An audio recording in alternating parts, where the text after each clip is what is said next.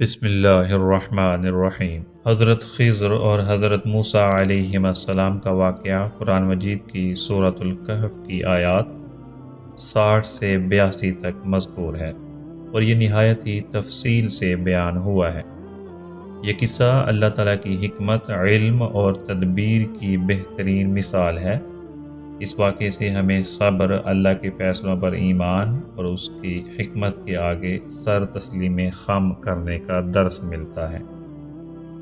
حضرت موسیٰ علیہ السلام اللہ کے نبی اور رسول تھے۔ ایک مرتبہ انہوں نے اب بنی اسرائیل کو وعظ اور نصیحت کرتے ہوئے کہا کہ میں سب سے زیادہ علم رکھنے والا ہوں۔ اللہ تعالیٰ نے حضرت موسیٰ علیہ السلام کی اس بات کو پسند نہیں کیا، کیونکہ اصل علم تو اللہ تعالیٰ کے پاس ہے۔ اللہ تعالیٰ نے حضرت موسیٰ علیہ السلام کو بتایا کہ ایک بندہ جس کا نام خضر ہے، اسے علم کا ایک خاص حصہ عطا کیا گیا ہے جو حضرت موسیٰ علیہ السلام کے پاس نہیں ہے۔ حضرت موسیٰ علیہ السلام نے فوراً اللہ سے درخواست کی کہ وہ اس بندے سے ملنا چاہتے ہیں، اس کا علم سیکھنا چاہتے ہیں۔ اللہ تعالیٰ نے حضرت موسیٰ علیہ السلام کو خضر علیہ السلام کے ساتھ ملاقات کا راستہ بتایا۔ سفر کا آغاز کیسے ہوتا ہے؟ اللہ تعالیٰ نے حضرت موسیٰ علیہ السلام کو حکم دیا کہ وہ دو سمندروں کے ملنے کی جگہ پر جائیں، جہاں پر وہ حضرت خضر علیہ السلام سے ملاقات کریں گے۔ اس سفر میں حضرت موسیٰ علیہ السلام کے ساتھ ان کا خادم یوشع بن نون بھی شامل تھے، اور یہ قرآن مجید میں بیان کیا گیا ہے۔ اللہ تعالیٰ فرماتے ہیں، آیت کا ترجمہ یوں ہے، اور یاد کرو جب موسیٰ علیہ السلام نے اپنے خادم سے کہا، میں تو چلتا ہی رہوں گا یہاں تک کہ دو سمندروں کے ملنے کی جگہ پہنچ جاؤں، یا میں لمبی مدت تک چلتا رہوں۔ حضرت موسیٰ علیہ السلام اور یوشع بن نون اس سفر پر نکلے اور ایک مچھلی کو ساتھ لے لیا جو ان کے کھانے کا سامان تھا۔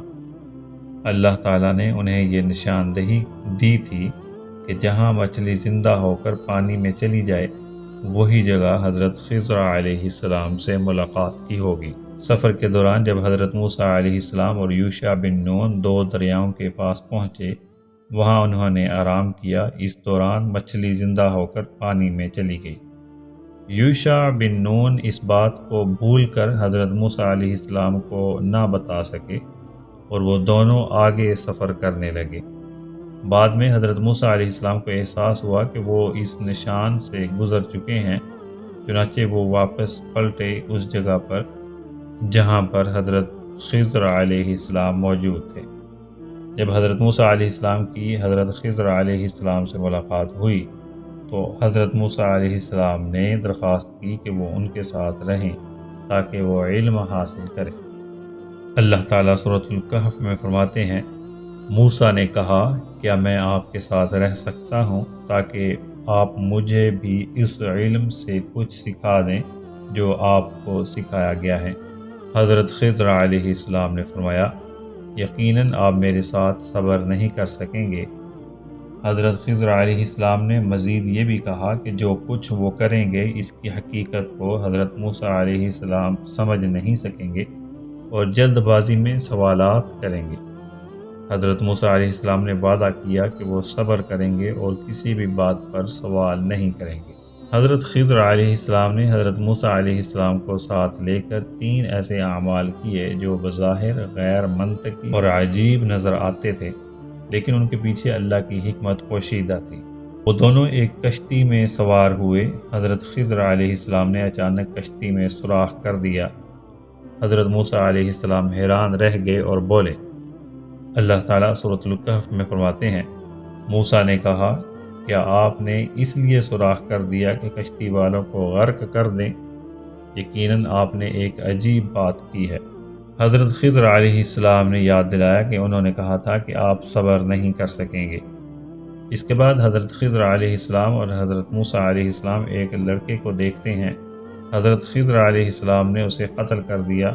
حضرت موسیٰ علیہ السلام اس بارے میں بھی پریشان ہوئے اور کہا کہ موسیٰ نے کہا کہ آپ نے ایک بے گناہ جان کو بغیر کسی وجہ کے قتل کر دیا، یقیناً آپ نے ایک بہت بڑی بات کی ہے۔ حضرت خضر علیہ السلام نے پھر کہا کہ آپ صبر نہیں کر سکیں گے۔ آخر میں وہ دونوں ایک بستی میں پہنچے جہاں کے لوگوں نے انہیں کھانا دینے سے انکار کر دیا۔ وہاں ایک دیوار گرنے کے قریب تھی۔ حضرت خضر علیہ السلام نے بغیر کسی اجرت کے اس دیوار کو تعمیر کر دیا، اور حضرت موسیٰ علیہ السلام نے کہا کہ اگر آپ چاہتے تو اس کام کی اجرت لے سکتے تھے۔ اس پر حضرت خضر علیہ السلام نے کہا کہ اب وقت آ گیا ہے کہ ہم الگ ہو جائیں، لیکن پہلے وہ ان تمام واقعات کو اور ان کی حکمت کو بیان کریں گے۔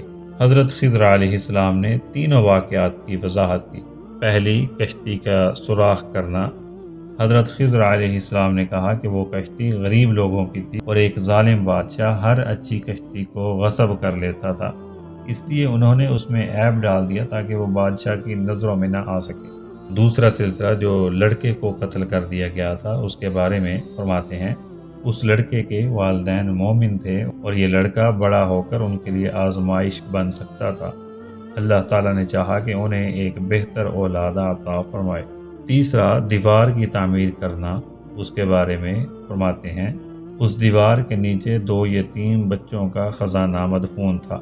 ان کے والد صالح تھے اور اللہ تعالیٰ چاہتے تھے کہ یہ خزانہ ان بچوں کے بالغ ہونے تک محفوظ رہے۔ پھر اللہ سورۃ الکہف میں فرماتے ہیں، یہ وہ باتیں تھیں جن پر آپ صبر نہیں کر سکے۔ حضرت موسیٰ علیہ السلام اور حضرت خضر علیہ السلام کا یہ واقعہ ہمیں یہ سکھاتا ہے کہ اللہ تعالیٰ کی حکمت ہر چیز پر حاوی ہے۔ بظاہر جو چیزیں ہمیں سمجھ میں نہیں آتی ان کے پیچھے اللہ کی بڑی حکمت اور بھلائی پوشیدہ ہوتی ہے۔ انسان کو اللہ کے فیصلوں پر ہمیشہ ایمان رکھنا چاہیے اور صبر سے کام لینا چاہیے۔ اس واقعے میں اللہ تعالیٰ نے یہ بھی واضح کیا کہ علم کا اصل منبع اللہ تعالیٰ کی ذات ہے اور اس کے رازوں کو جاننا ہر ایک کے بس کی بات نہیں۔ حضرت موسیٰ علیہ السلام جیسے بڑے نبی بھی اللہ کے فیصلوں کی حکمت کو سمجھنے میں مشکل محسوس کرتے تھے، اور اس لیے اللہ نے انہیں یہ واقعہ دکھا کر سکھایا کہ ہر چیز کا علم اور حکمت اللہ کے پاس ہے۔ یہ واقعہ ہمیں صبر، اللہ پر اعتماد اور اس کی حکمت پر بھروسہ کرنے کی تعلیم سکھاتا ہے۔ اللہ تعالیٰ کے فیصلے ہمیشہ ہمارے لیے بہتر ہوتے ہیں، چاہے ہم انہیں سمجھ سکیں یا نہیں۔ اللہ تعالیٰ ہمیں بھی صبر و تحمل اور اپنے فیصلوں پر راضی رہنے کی توفیق عطا فرمائے۔